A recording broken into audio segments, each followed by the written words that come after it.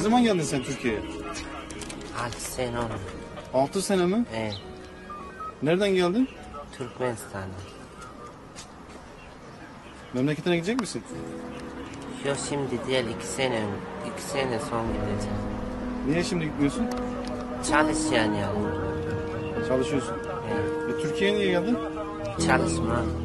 Ne iş yapıyorsun? Çöpçülükte çalışıyorum. Nerede kalıyorsun burada? Çöpçülükte kalıyorum. Koronavirüs var diye kapalı. Şimdi camide kalıyorum. Camide kalıyorsun. Evet. Ne zamandır camide kalıyorsun? 4 gün oluyor. 4 gün. Yani yurdun adamlarının şeyle şahatlığa kursulup yaşam.